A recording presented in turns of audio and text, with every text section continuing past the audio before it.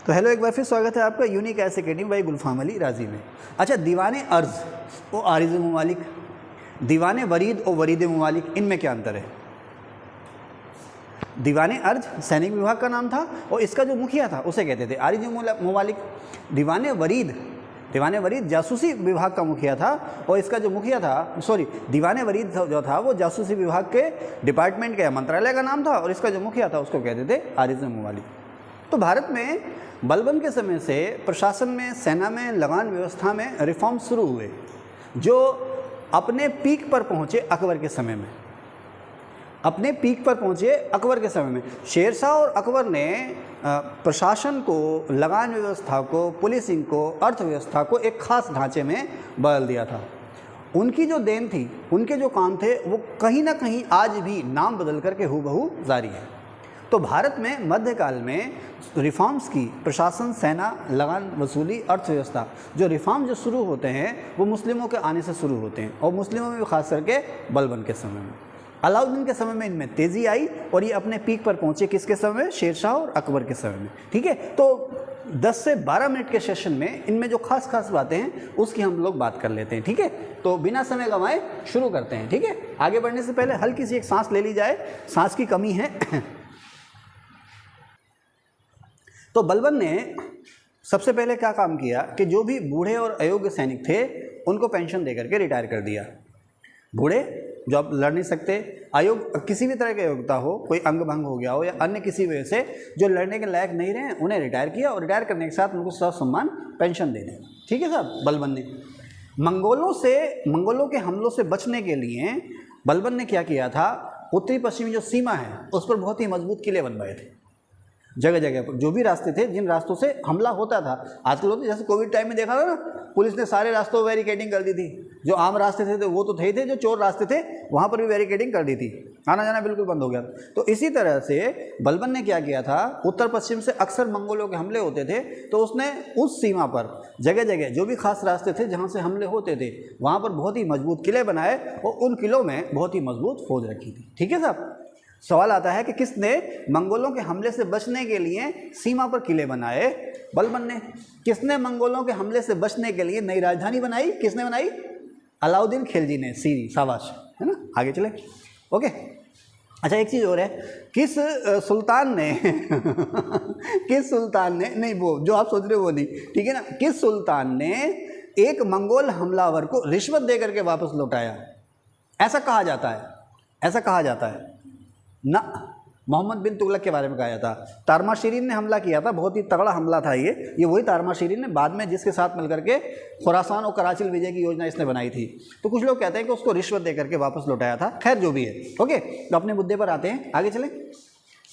तो अलग से एक सैनिक विभाग जिसका नाम था दीवाने अर्ज, सबसे पहले बलबन ने बनाया, बाद में अलाउद्दीन खिलजी ने इसका पुनर्गठन किया और इस विभाग के मुखिया को नाम दिया आरिज़ ममालिक। ओके, आगे चलते हैं। सबसे पहले जासूसी विभाग बलबन ने ही बनाया और इस जासूसी विभाग का पुनर्गठन जो किया बाद में अलाउद्दीन खिलजी ने किया और इसके मुखिया को नाम दिया गया दीवाने वरीद। नहीं, इस विभाग को नाम दिया गया दीवाने वरीद और इस विभाग के मुखिया का नाम था वरीद ममालिक। ओके, समझ रहे साहब। देखो, फिंगर पे रटा हुआ है बलबन, मंगोलों से सुरक्षा के लिए सीमा पर किले, अयोग्य और बूढ़े सैनिकों को पेंशन। ओके, ठीक है साहब। बलबन जासूसी विभाग और सैन्य विभाग, अलाउद्दीन खिलजी जासूसी विभाग और सैन्य विभाग का पुनर्गठन। ओके, ठीक है साहब। अब यहाँ पर एक बात और आती है कि तुर्कों में सबसे पहले, ऐसा नहीं है कि कुतुबुद्दीन ऐबक या इल्तुतमिश के पास परमानेंट आर्मी नहीं रही होगी, इनके पास भी परमानेंट आर्मी होती थी। लेकिन आपको गर्मी नहीं लग रही है? आप आगे आ जाइए बेटा, इधर हो जाओ, इनको बिठाओ, मैडम को बिठाओ, बेटा इधर हो जाओ, है ना। तो कहाँ था मैं? ऐसा थोड़ी है कि इनके पास परमानेंट आर्मी नहीं होती, लेकिन इनके पास जो परमानेंट आर्मी होती थी वो एक्चुअली इनकी बॉडी गार्ड आर्मी होती थी, है ना। और बॉडी गार्ड आर्मी जो होती थी उसका हेड क्या कहलाता था? खास खेल, है ना। ओके, ऐसा नहीं कि परमानेंट आर्मी नहीं होती थी, लेकिन बड़े लेवल पर, खास करके विक्ट्री मिशंस के लिए या दुश्मनों का सामना करने के लिए बड़े लेवल पर सबसे पहले जो परमानेंट आर्मी या स्थायी सेना रखी वो अलाउद्दीन खिलजी ने। ठीक है, तो क्वेश्चन आया कि सबसे पहले स्थायी सेना किसने रखी? अलाउद्दीन खिलजी ने। सेना को सबसे पहले कैश सैलरी किसने देना शुरू किया? अलाउद्दीन खिलजी ने। इससे पहले इक्ता या ज़मीन या जागीर के रूप में कैश सैलरी सेना को दी जाती थी। सेना को कैश सैलरी सबसे पहले अलाउद्दीन खिलजी ने देना शुरू की। तबस्सुम हमारी बहन बताएंगी कि अलाउद्दीन खिलजी के पास ऐसे कौन से पर लग गए कि उसने सेना को नकद वेतन देना शुरू कर दिया। हाँ, वेरी गुड। उसने साउथ इंडिया, उसने गुजरात क्या, राजस्थान क्या, और खास करके सबसे ज़्यादा कहाँ लूट मार की? साउथ इंडिया या दक्षिण भारत में। उसने इतना पैसा कमाया लूट मार से कि उसके पास इतना पैसा आ गया कि वो सेना को कैश सैलरी दे सकता था। पहले के जो राजा थे उनके पास, उनके खजाने में इतना पैसा था नहीं जो सेना को कैश सैलरी दे सके। आजकल भी तो ऐसा होता है ना, हम लोग हाय हाय हाय हाय नौकरी निकालो, भर्ती करो। सरकारें क्या कहती है? पैसा नहीं। सरकारें क्या कहती है? पैसा नहीं। पैसा क्यों नहीं? हम लोग टैक्स चुरा रहे हैं, है भाई। हम लोग बिजली की चोरी हम करें, पानी की चोरी हम करें, टैक्स की चोरी हम करें, बसों में 15 साल के बच्चे को 7 साल का हम बताएं, है ना। तो हाँ, उज्ज्वला योजना, APL है, उज्ज्वला योजना का फ़ायदा हम लें। आयुष्मान कार्ड योजना चल रही है और RT में एजुकेशन हो रहा है। बड़ा सा जोतों का शोरूम है और उसके बच्चे का RT में एडमिशन हुआ, बड़ा राइट टू एजुकेशन में एडमिशन हो चुका है। अवैध खनन हम करें, जंगल से लकड़ियाँ काट काट के वन निगम को चूना हम लगाएं। सुन रहे हो ना? वन निगम को चूना हम लगाएं। सरकारी जो कैंटीनें हैं वहाँ पर फर्जी तरीके से सामान हम लगाएं। सरकार को तरह तरह से चूना हम लगाएं और उसके बाद सरकार से हम उम्मीद करें कि सरकार हमारे लिए नई नई नौकरियाँ भी निकाले। कहाँ से भाई? सरकार के पास सीधी आसमान से बारिश थोड़ी हो रही पैसों की। हाँ, बहुत बड़ी बात कह गया मैं। हम लोग अपने अधिकारों की बात करते हैं, कर्तव्यों को भूल जाते हैं। खैर, कहाँ थे भाई? इससे ज़्यादा नहीं बोलेंगे। कभी कोई मुझ पर कह रहे भाई तो पॉलिटिकल मार्टर हो गया, लेकिन बात तो सही है ना। हाँ, कहाँ थे? कहाँ थे? हाँ, तो अलाउद्दीन खिलजी के पास इतना, इससे पहले जो सुल्तान थे उनके पास इतना पैसा था नहीं जो अपनी आर्मी को कैश सैलरी दे पाते। ज़मीनें खूब थी, जाओ भाई ये ज़मीन तुम्हारी, हाँ ये ज़मीन तुम्हारी, अब इससे तुमने वसूल दी अपनी सैलरी, जैसे मर्जी वसूलो। ठीक है, आगे चलें। तो सेना को नकद वेतन अलाउद्दीन खिलजी। अब यहीं पर आता वरीद। वरीद का मतलब क्या था? जासूस। वरीद नाम के जासूस सबसे पहले अलाउद्दीन खिलजी ने नियुक्त किए थे। अब मैंने आपको, जब अलाउद्दीन खिलजी मैं आपको पढ़ा रहा था तो उसमें मैंने आपको बताया था कि सेना में भ्रष्टाचार का एक तरीका था। आजकल आप सुनते हो ना भाई, इतने मुन्ना भाई पकड़े गए। अभी देहरादून की खबर आई थी 3-4 दिन पहले कि गर्लफ्रेंड के खर्चों को पूरा करने के लिए बना मुन्ना भाई।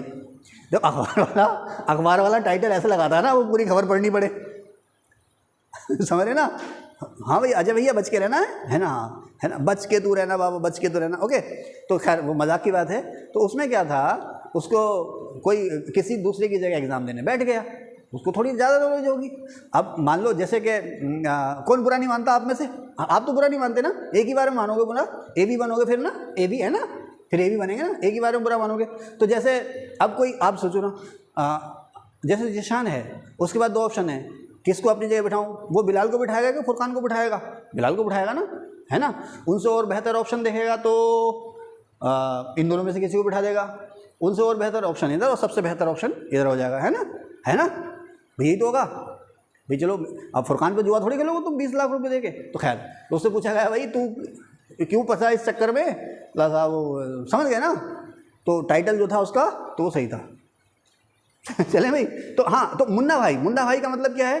मुन्ना भाई शब्द कहाँ से आया? मुन्ना भाई MBBS देखिए, मुन्ना भाई MBBS एक आई है, हाँ एक ही तो आई है। फिर जोली, फिर दूसरी कौन सी आई थी? लगे रहो मुन्ना भाई। तो मुन्ना भाई MBBS जिसने देखी होगी वो समझ गया होगा। ओके, तो खैर फर्जीवाड़ा हुआ ना भाई। आप एग्ज़ाम आपने देना है, लेकिन आपने क्या किया, अपनी जगह इन्हें बिठा दिया किसी तरीके से, और ये करके आए, आपने इनसे डील कर ली और नौकरी कर रहे हैं आप। पहले ऐसे बहुत होता था, अब तो भाई साहब बहुत सख्ती हो गई है। ओके, तो उसी तरह से अलाउद्दीन खिलजी के समय में सेना में भी करप्शन या भ्रष्टाचार होता था। भ्रष्टाचार ऐसे होता था कि जो सैनिक जो भर्ती किए जाते थे उनको घोड़े जो थे खुद लाते। कुछ सैनिक ऐसे होते थे जिन्हें घोड़े सरकार खुद देती थी, सुल्तान खुद देता था। कुछ सैनिक ऐसे होते थे जिन्हें अपने घोड़े और जो भी लड़ाई के साजो सामान है वो खुद लाने हैं, अपनी व्यवस्था खुद करनी है। ठीक है साहब, जैसे हमारे यहाँ कोई राजमिस्त्री काम करने आता है तो हम उसे वो क्या कहते, कन्नी समझते हो ना, कन्नी। अब में से कोई ऐसा बच्चा रूपाली मैम के अलावा जो कन्नी शब्द नहीं जानता हो? कन्नी क्या होती है? हाँ, पांडे जी भी नहीं जानते? ओ, सोनू जानते कन्नी है ना। हाँ, चला भी लेती होगी, है ना। कितना वो कला देखेंगे, है ना। हाँ, कन्नी से ईंटा तोड़ देते हैं वो। हम लोगों के हथौड़े से ना टूटे, वो परफेक्ट होते हैं। अब समझिए कन्नी। अरे राजमिस्त्री जिससे वो मसाला वसाला मिलाते हैं उसे कहते हैं कन्नी। मैं कहाँ फंस गया, कहाँ था कन्नी? ये कन्नी कहाँ से आ गई? हाँ, तो हम उससे ये थोड़ी कहेंगे तू अपना कन्नी, अपना वसूला, अपना सोल सब हम देंगे तुझे, तू तो बस काम करना। वो सारे हथियार साजो सामान खुद लेकर आता है ना। तो उसी तरह से अलाउद्दीन खिलजी के समय में या अन्य सुल्तानों के समय में बहुत सी आर्मी इस तरह से भर्ती होते थे कि वो अपने हथियार और घोड़े खुद लेकर आएंगे, हम तुम्हें बस सैलरी देंगे। तब होता क्या था कि जो पैदल सैनिक होता था उसकी सैलरी कम होती थी, घुड़सवार जो सैनिक होता था उसकी सैलरी ज़्यादा होती थी, क्योंकि घोड़े का भी खर्च है और उसे ज़्यादा बहादुर माना जाता था।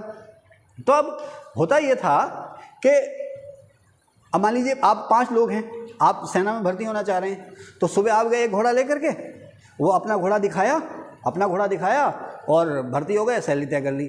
2 घंटे बाद उसी घोड़े को लेके वो चले गए, उसके 2 घंटे बाद उसी घोड़े को लेकर के वो चले गए, फिर वो चले गए। पता चला एक ही दिन में वो घोड़ा 5 जगह दिखाया गया कि ये मेरा मेरा वो मेरा है।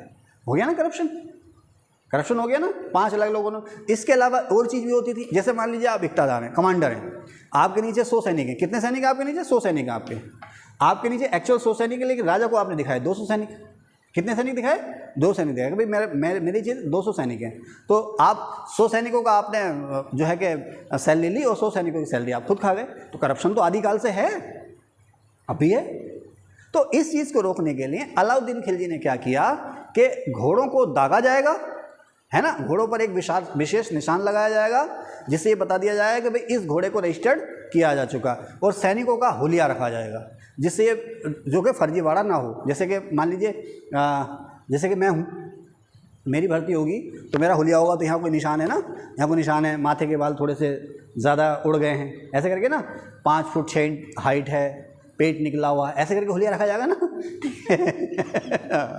तो ऐसे करके हुलिया रखा जाएगा। तो अब उस समय फोटो तो खींचते नहीं थे, तो सैनिकों का हुलिया रखा गया, घोड़ों को दागा गया ताकि सेना में भ्रष्टाचार रुके और खजाने पर लॉस ना हो। ओके, किसने काम किया? ये अलाउद्दीन खिलजी ने। मेरे ख्याल से क्लियर समझ में आ गया होगा, है ना। हाँ, फिर नेक्स्ट चलते हैं। अब सबसे बड़ी जो सेना थी तुर्कों के समय में वो थी अलाउद्दीन खिलजी के समय में। 5.25 लाख सेना थी, विशाल सेना थी इसके पास, और इसने ही विश्व विजय की चाहत रखी थी। फिर से बता चलूँ कि इसने विश्व विजय की चाहत रखी, कोशिश की कि मैं एक नया धर्म चला लूँ और पूरी दुनिया को जीत लूँ सिकंदर की तरह। तो दिल्ली का जो कोतवाल था जिसका नाम था अला उल मुल्क, इसका दोस्त भी था, उसने इसको मशवरा दिया कि भाई औकात में रहो। किस में रहो? औकात में रहो। जो मैं आपको मजाक किया कह रहा हूँ, उसने इसको मशवरा दिया कि तुम्हारे पास जो पहले है उसको मजबूत करो, और सिकंदर भी पूरी दुनिया को ना जीत पाया था, तो पहले अपना इलाका मजबूत करो, धीरे धीरे आगे बढ़ो। उसी तरह से अलाउल मुल्क ने ही कहा कि देखो कभी भी किसी सुल्तान ने या राजा ने नया धर्म नहीं चलाया, अगर चलाया भी तो वो सक्सेसफुल नहीं हो पाया है। धर्म और राजनीति बिल्कुल अलग है, तुम धर्म गुरु बनने की कोशिश मत करो, तुम अपनी राजनीति को ही जारी रखो। ठीक है, सवाल आता है कि किसने विश्व विजय की चाहत रखी थी और कौन नया धर्म चलाना चाहता था। ओके, अब जब फिरोज तुगलक जब राजा बना तो इसने सेना में फिर से वंशवाद शुरू कर दिया। क्या थी वो कोटेशन राबिया? कि कोई भी सैनिक अगर मर जाए तो उसकी जगह उसके बेटे को ले लो, और बेटा ना है तो दामाद ले लो। ठीक है साहब। तो ये क्या हुआ, सेना में वंशवाद, प्रशासन में भी ऐसी था वंशवाद, और जहाँ पर भी वंशवाद आ जाता है, चाहे वो राजनीति में हो, प्रशासन में कहीं हो, तो भाई साहब वहाँ पर दिक्कत हो सकती है। भाई मैं हूँ, हो सकता है कि जो मेरा जो वारिस है मुझसे भी ज़्यादा लायक निकले, है ना, लेकिन हो सकता है वो बिल्कुल नालायक निकले, लेकिन उसे इस आधार पर कहीं ऊंचा पद देना कि साहब वो मेरा वारिस है, तो अल्टीमेटली जो हमारी ऑर्गेनाइजेशन है उसके लिए वो नुकसानदेह है। ठीक है, तो लेकिन फिरोज तुगलक ने फिर से ये नियम बना दिया कि भैया अगर कोई सैनिक मर जाए तो उसकी जगह उसके बेटे को ले लो, और बेटा नहीं है तो दामाद को ले लो। अच्छा, ये नियम अभी भी है, जैसे कहते हैं ना सरकारों में आश्रित कोटा।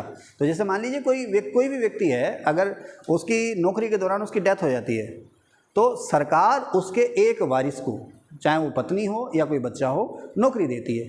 लेकिन ऐसा नहीं है कि कोई किसी आईएएस की डेथ हो गई, वो आईएएस भी सीनियर रैंक का था, तो उसका जो बेटा 21 साल का उसे तुम सीनियर आईएएस बना दो ना, उसकी योग्यता के अनुसार उसे नौकरी दोगे, जो उसकी योग्यता है उसके अनुसार उसे नौकरी दोगे। ठीक है, समझ रहे हैं साहब? ठीक है, आगे चलें। लेकिन ऐसा नहीं है, कोई आईपीएस, अगर किसी आईपीएस की डेथ होती है तो उसके बच्चे को आप क्लर्क बना दोगे, कम से कम सब इंस्पेक्टर आप उसको ज़रूर बनाओ, ये एक नियम है ना।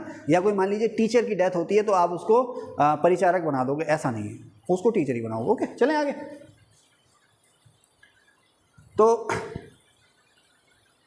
तो अब सरकार ये सुविधा क्यों देती है? सरकार इसलिए सुविधा देती है कि भाई अचानक कोई कमाऊ सदस्य उसकी डेथ हो गई, उसके परिवार का क्या होगा, उसके परिवार का क्या होगा। इसलिए सरकार जो है, क्योंकि सरकार का मकसद क्या है, लोगों की भलाई करना है ना। लेकिन अब सरकार उसे ट्रेनिंग दे, सरकार की जिम्मेदारी कि उसे पूरी ट्रेनिंग दे। ओके,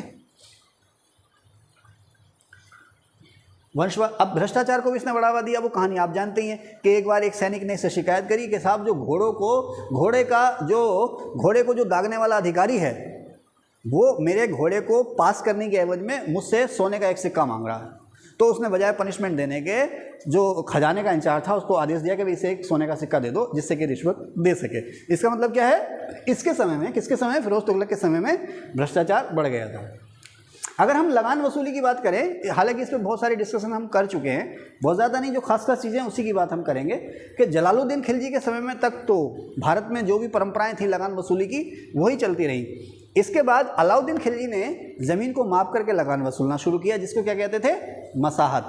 उसके बाद इसके जो ज़मीन को मापता था और ज़मीन को नापने के बाद लगान वसूलता था, उस पैमाने की या उस नापने की या मसाहत की इकाई क्या थी, बिस्वा। शेरशाह ने भी ज़मीन नापी, लेकिन शेरशाह ने जो ज़मीन नापी उसकी इकाई क्या थी, बीघा। इस चीज़ का आप ध्यान रखना। अकबर और शेरशाह की जो इकाई थी वो बीघा, और जो क्या है ये अलाउद्दीन खिलजी, इसकी जो इकाई थी वो थी बिस्वा या बिस्सा। ओके, एक बीघा का जो 20वां हिस्सा होता है उसे कहते हैं बिस्सा या बिस्वा। ओके, गयासुद्दीन तुगलक ने रस्म मियान या हाले हासिल या जमादामी को अपनाया। इसका मतलब ये था कि किसी भी किसान से उतना लगान वसूलो जितना उसके खेत में पैदा हो रहा है, एक्चुअल पैदावार हो रही है। ज़्यादा है तो ज़्यादा वसूलो और कम है तो कम वसूलो। इसको कहा गया रस्म मियान या हाले हासिल या जमादामी। बलबन आया है तो बलबन ने एक बार बुगरा खां से कहा था, जिससे उसका एटीट्यूड पता चलता है, उसकी सोच पता चलती है। बलबन ने अपने बेटे बुगरा खां से कहा था कि राजा का हृदय ईश्वर की कृपा का विशेष कोष होता है। अल्टीमेटली इसका मतलब ये था कि जिस तरह से अल्लाह या ईश्वर हम लोगों पर दया करता है, उसी तरह से आपने भी अपनी जनता पर दया करनी है, जनता की भलाई करनी है। ठीक है, इसी ने कहा था कि लोगों से कभी इतना कम भी मत वसूलो कि उनके पास इतना ज़्यादा पैसा हो जाए कि वो बागी हो जाएं, और इतना ज़्यादा ही मत वसूलो कि वो इतने गरीब हो जाएं कि खुद को बेचने के लिए भी मजबूर हो जाएं। ठीक है, आगे चलें। यही बात मैंने लिखी। गयासुद्दीन ने क्या कहा था, ये धीरे धीरे वसूलो। अगर पांडे जी आपको पूरी कोटेशन याद है तो मैं धन्य हो जाऊँगा। गयासुद्दीन का आगे हल्का सा मैंने हिंट दे रखी है, धीरे धीरे वृद्धि। पूरी कोटेशन अगर याद है तो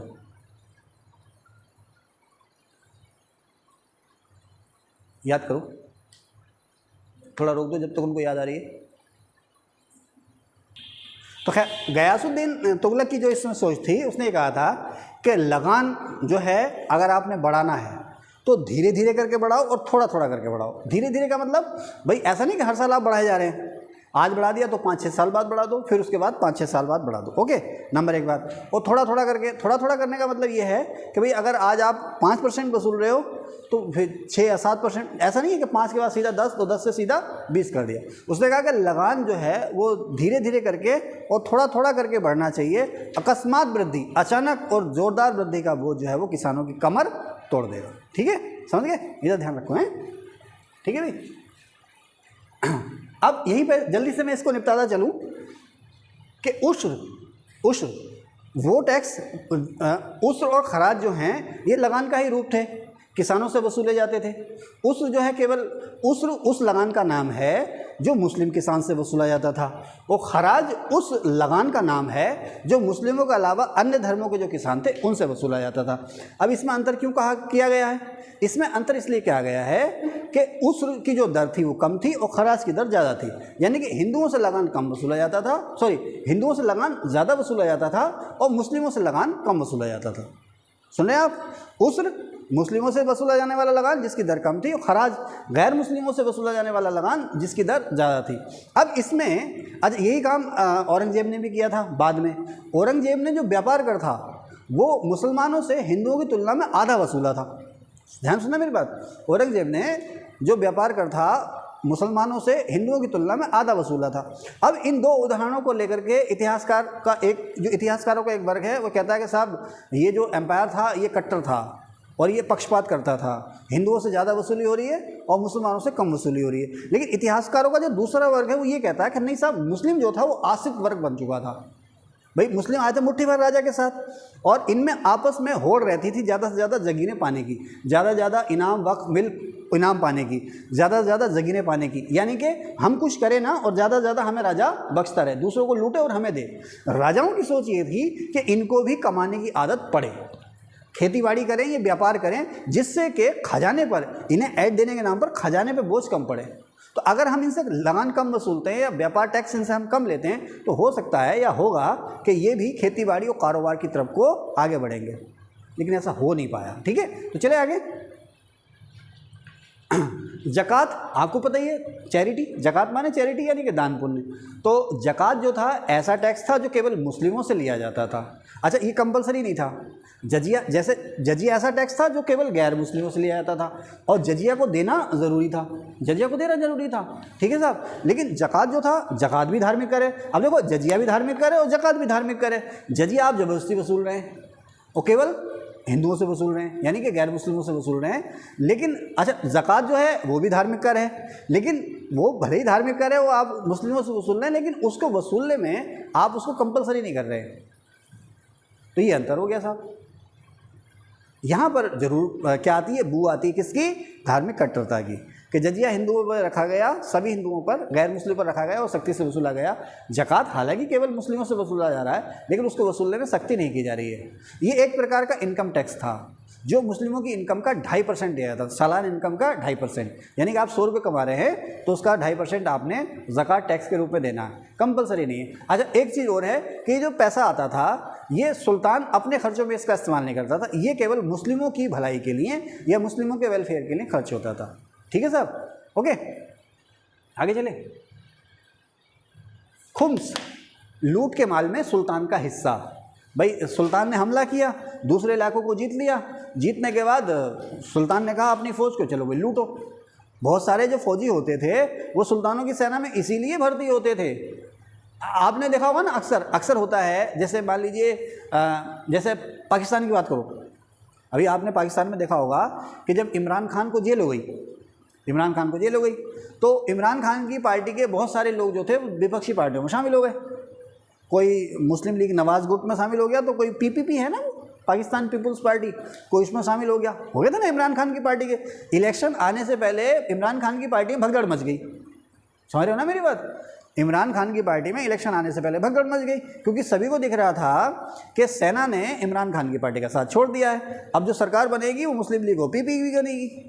तो राजनीति में कौन भूखा मरे, भूखा मरने के लिए थोड़ी गए हैं, है ना, भूखा मरने के लिए तो आए नहीं राजनीति में। देखा है सरकार किसकी बनेगी, मंत्री बनना है, इलेक्शन जीतना है, तो इनके साथ रह करके फ़ायदा। भगदड़ मचती नहीं मचती, भगदड़ मच गई, उसकी पार्टी के ज़्यादातर लोग जो थे वो दूसरी पार्टी में शामिल हो गए। अगली बार ऐसा होगा कि मान लीजिए वो जेल से रिहा हो गया, सेना उसके साथ हो गई, या देखेंगे कि भाई इसका पलड़ा भारी है तो दूसरी पार्टी छोड़ के फिर इसके साथ आ जाएंगे। इन्हीं को हम कहते हैं दल बदलू। क्या कहते हैं, दल बदलू। तो ये शब्द कहाँ से आया, दल बदलू शब्द? क्या बताना चाह रहा था मैं आपको, हाँ, तो अक्सर ऐसा होता था कि जो भाड़े के सैनिक होते थे ना, देखते थे अगर एक फौज हार रही है तो चुपचाप पाला बदल के दूसरे के साथ हो जाते थे, क्योंकि इनका मकसद क्या होता था, लूट मार करना। या देखते थे कि सेना हल्की पड़ रही है, हार हो सकती है, तो अब इनके पास तो अपने हाथी घोड़े होते थे, भाई अपने हाथी घोड़े लाते थे, तो अब इन्हें चिंता होती थी कि यार मैं भी बच जाऊँ, मेरा हाथी घोड़ी बच जाए।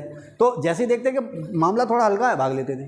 परमानेंट आर्मी तो रुकी रहती थी, लेकिन ये जो भाड़े के सैनिक होते थे, तभी तो कहावत बनी होगी ना, भाड़े के टट्टू, है ना, तो ये भाग लेते थे। खैर जो भी है, तो अगर सेना जीत गई है तो उसके बाद लूट मार करो। लूट मार करने के बाद जो भी माल आया वो इकट्ठा हो गया, उसका एक हिस्सा जो है सुल्तान के पास आएगा और एक हिस्सा सेना के पास रहेगा। तो इसी को कहते थे खुम्स। तो खुम्स का मतलब था लूट के माल में सुल्तान का हिस्सा। ज़्यादातर सुल्तानों ने लूट के माल में जो अपना हिस्सा यानी जो खुम्स लिया वो 4/5 लिया, लेकिन अलाउद्दीन खिलजी ने ये वसूला 1/5। तो किसने खुम्स के माल में अपना हिस्सा बढ़ा दिया, अलाउद्दीन खिलजी ने बढ़ा दिया। ये क्वेश्चन आएगा, आता है अक्सर, ठीक है, समझ गए, ओके। आगे चले भाई। हके शर्ब फिरोज तुगलक ने लगाया था, सिंचाई कर था ये, और ये कुल उपज का क्या ले आता था, 1/10 ले आता था। अच्छा, सिकंदर लोदी जो था उसने खुम्स में अपना हिस्सा नहीं लिया। मैंने लिखा ना सिकंदर और आगे खुम्स, आगे क्रॉस का निशान लगा रखा है, इसका मतलब ये है कि सिकंदर लोदी ने खुम्स में हिस्सा नहीं लिया, ध्यान रखना, ओके। मतलब उसने सारा सैनिकों को बांट दिया। आगे चले। आगरा पे कब्जा, है ना, आगरा वैसे ही सोना उगल रहा व्यापार में, क्या लूट के माल में हिस्सा लेने की ज़रूरत है, ओके। फिरोज तुगलक ने उस समय कुल 24 टैक्स थे, कहते हैं कुल 24 टैक्स थे तरह तरह के, जो किसानों पे व्यापारियों से वसूले जाते थे, लेकिन उसमें कुछ टैक्स ऐसे थे जो आम लोगों की कमर तोड़ देते थे। तो फिरोज तुगलक ने क्या किया था कि केवल 4 टैक्स रखे थे जिनकी शरीयत इजाज़त देती थी। शरीयत माने इस्लामिक कानून। केवल उन टैक्स को रखा जिनकी इजाज़त, जिनकी परमिशन शरीयत देती है, इस्लामिक कानून देता है। बाकी सारे जो थे उसने हटा दिए थे। तो सवाल आता है कि किसने 24 कष्टदायक करों की जगह केवल 4 टैक्स रखे? फिरोज तुगलक ने। या किसने केवल इस्लामिक कानून के अनुसार टैक्स वसूले? फिरोज तुगलक ने। अब ये 4 टैक्स कौन थे? खराज, उस्र, जजिया और ज़कात, केवल ये 4 रखे थे, ठीक है ना। इसके अलावा इसने कोई टैक्स नहीं लिया था। अब मैंने लिखा सिकंदर गजे सिकंदरी। सिकंदर गजे सिकंदरी, बिलाल बताएगा इसका मतलब क्या है। हाँ शाबाश, सिकंदर गजे सिकंदरी है ना, सुनो, वेरी गुड। हाँ तो फिर बताओ सही क्या है। इधर से कोई बच्चा राविया के अलावा, सिकंदर गजे सिकंदरी, है ना, तुम्हें तो आता है अजय भैया। तो इसको डिटेल में बता देते हैं। शेरशाह सूरी ने ज़मीन नापने के लिए जो अपना पैमाना बनाया उसको ज़रीब या तनब या सिकंदरी गज कहते थे। उसमें कितने निशान थे? 32, है ना। अकबर ने जो अपना पैमाना बनाया उसको क्या कहते थे? इलाही गज। उसमें कितने निशान थे? 33। अब सिकंदर लोदी ने अनाज पर से चुंगी हटा दी। चुंगी समझते हैं ना? चुंगी समझते हैं? किसी शहर में जब आप एंट्री करोगे तो उसके बदले में आपने पैसा देना। जैसे नैनीताल, आपके पड़ोस में नैनीताल है ना, तो इधर से जाओगे आप काठगोदाम की तरफ से, तो नगर पालिका वाले आपसे 110 रुपये वसूल लेते हैं। अगर आप वाहन से, 4 पहिया वाहन से जा रहे हैं, बाइक वाले से नहीं लेते। 4 पहिया वाहन अगर शहर में एंट्री कर रहा है तो उसे 110 रुपये देने होंगे। तो ये प्रवेश शुल्क हो गया 110 रुपये, ठीक है।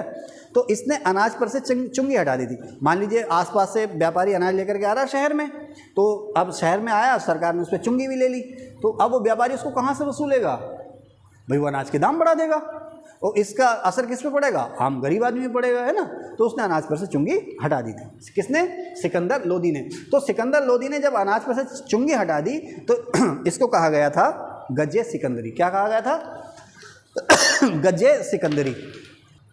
तो अब इसी तरह से अलाउद्दीन खिलजी आता है, इसने चुंगी हटा दी थी और जो सेल टैक्स यानी बिक्री कर है वो भी हटा दिया, अलाउद्दीन खिलजी ने। नेक्स्ट चलते आगे। हाँ सॉरी, ये तो सब बहुत बड़ी गलती हो गई।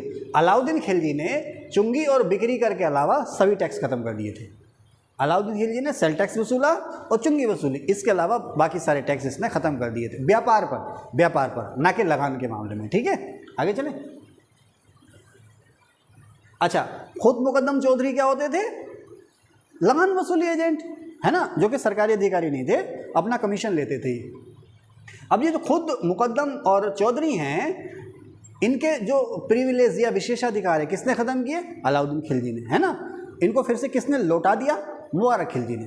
मुबारक खिलजी ने खुद मुकद्दम चौधरियों के विशेषाधिकार जो थे फिर से लौटा दिए थे, ठीक है साहब। आगे चलें। पटवारियों पर सख्ती किसने करी? अलाउद्दीन खिलजी ने। मोहम्मद बिन तुगलक ने किसानों को सस्ते लोन दिए थे। सस्ते लोन का मतलब कागजी कार्यवाही बहुत ज़्यादा नहीं करनी है आपने, बहुत ज़्यादा जमानत की टेंशन नहीं है, और कम से कम ब्याज, इसको आप सस्ता लोन कह रहे हो। तो मोहम्मद बिन तुगलक ने किसानों को जो लोन बांटे थे आसान शर्तों पर, उनको कहा गया था तकाबी और सौंधार, ठीक है ना। तकाबी और सौंधार कहा गया था। मोहम्मद बिन तुगलक ने ही अपने किसानों को मोटिवेट किया था कि आप जो परंपरागत आप जो धान, गेहूं, मक्का, ज्वार, बाजरा बो रहे हो, इनको तो वही हो, साथ ही साथ जो नई फसलें हैं, नकदी फसलें, जैसे गन्ना है, नील है, तंबाकू है, कपास है, इनको भी उगाओ आप। इसको हम कहते हैं क्रॉप डाइवर्सिटी या कृषि विविधीकरण। तो मोहम्मद बिन तुगलक ने कृषि विविधीकरण पर जोर दिया था।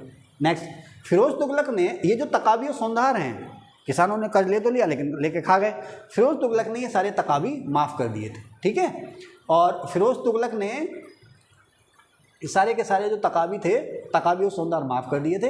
फिरोज तुगलक ने ज़कात कितनी वसूली थी? 2.5%, इनकम का 2.5%। सिकंदर लोदी ने 2 चीज़ें ख़त्म करी। सिकंदर लोदी ने एक तो खुम्स में अपना हिस्सा लेना बंद कर दिया, और दूसरा जो इंटरनल टैक्स है, आंतरिक व्यापार, उन पर इंटरनल ट्रेड टैक्स नहीं, मैं थक गया, इंटरनल जो ट्रेड हैं उन पर किसी भी तरह का टैक्स जो था उसने ख़त्म कर दिया। सिकंदर लोदी ने अनाज पर से चुंगी ख़त्म करी, गजे सिकंदरी। सिकंदर लोदी ने खुम्स में अपना हिस्सा ख़त्म कर दिया। इसके अलावा सिकंदर लोदी ने इंटरनल ट्रेड पर जितने भी टैक्स हैं वो सारे के सारे टैक्स ख़त्म कर दिए। समझ गए आप? ओके। अलाउद्दीन खिलजी ने जो दुधारू पशु थे, वो भारवाहक पशु थे, उन पर टैक्स लगाया जिसको नाम दिया गया कैटल टैक्स या चरी। इसके अलावा अलाउद्दीन खिलजी ने घरों पर टैक्स लगाया जिसको नाम दिया गया घरी। ठीक है। और अलाउद्दीन खिलजी ने क्या किया कि भाई आपने अब तक क्या है, राजा जो थे, राजाओं ने टैक्स में बहुत ज़्यादा सख्ती की नहीं, करप्शन हुआ, तो आपने तरह तरह से टैक्स में चोरी कर ली, अब मैं उसको इकट्ठा वसूलूंगा। क्या करूंगा? इकट्ठा वसूलूंगा। तो उसने जो है पुराने जो टैक्स थे जो हमने चुराए या गबन कर लिए जो भी हैं, उनको फिर से एक मुश्त वसूला जिसको नाम दिया गया था अब आब या सरचार्ज। अलाउद्दीन खिलजी ने एक मुश्त टैक्स लगाया पुराने टैक्सेस के बदले में, अब आब या सरचार्ज। ठीक है भाई। तो मैंने इसमें बहुत सारी रिसर्च की है, उम्मीद आपको अच्छा लगा होगा, और अच्छा लगा है तो प्लीज़ लाइक भी कीजिए, शेयर भी कीजिए, सब्सक्राइब भी कीजिए। Thank you.